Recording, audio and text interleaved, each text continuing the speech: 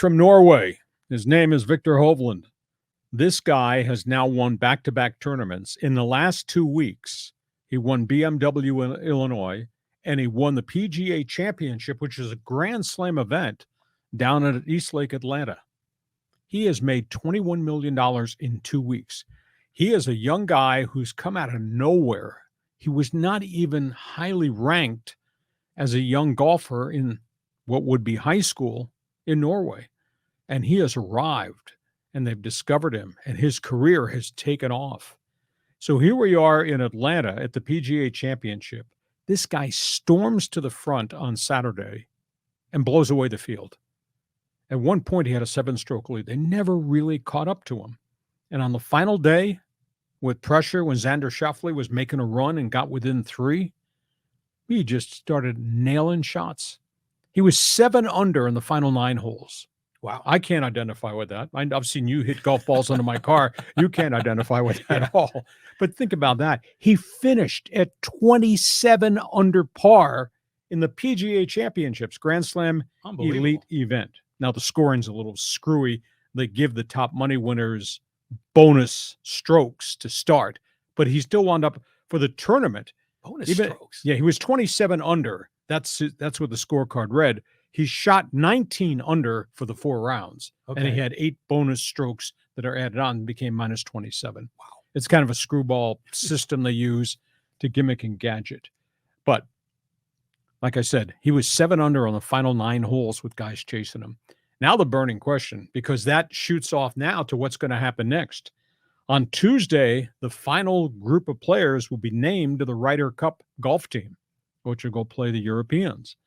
And Zach Johnson, the coach, has got some problems. He's got some decisions to make.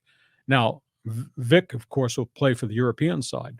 The burning question is, what does he do with the guys that have not qualified by points to be on the Ryder Cup? These are what they call captain selections. Does he take Brooks Koepka, who jumped and went to LIV and hasn't played real great recently? Koepka is eligible. Does he take him?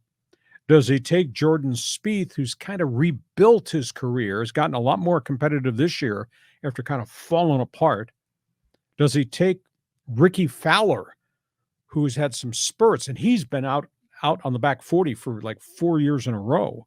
All of a sudden, Rickie Fowler's playing a little bit better. He has been. Does he take Colin Morikawa, who's just on the periphery of being consistently good virtually every tournament? Does he take this hot young guy, Cam Young, that just kind of showed up and has been playing good well? It's going to be interesting because I think Zach Johnson he's got 5 picks left. First of all, would you take Koepka? Yeah, well, they apparently they settled the dispute, right? Or at least they're working through it. This seems like it's outside the scope of that, so I think you take the best players. I mean, this is America against Europe. You got to be at the top of your game. Okay, what do you think about the Norwegian dominance? 7 under on the final 9 holes on a Sunday? I still want to learn more about these bonus strokes. It sounds like super delegates at a political convention, but that's crazy. So good on him for performing. I'm always rooting for our local guy, Xander Schauffele. But I want to go back to Ryder Cup. Do people really get fired up for Ryder Cup? I mean, hardcore golfers will, but what are the ratings like for that? I think they're pretty good. Of course, they were pretty good when it was Tiger and Phil. Oh, yeah. And they were pretty good prior to that when it was Seb Ballesteros or Greg Norman. But I think the Ryder Cup is now a real made-for-TV event, and people pay a lot of attention to it, because it's match play. And we've had some Ryder Cups where Team USA did really well, and some Ryder Cups in which they got ambushed, and then Ryder Cups where somebody blew a big lead and suddenly it was down to a half stroke to win the final matches on Sunday to win it. So it'll be intriguing to see who Zach Johnson picks for the Ryder Cup team, because obviously there is no Tiger, there is no Phil. Jon Rahm had the great start, but he has really cooled off since midseason. So I'll be interested to see where they go with the stars. Okay, from that,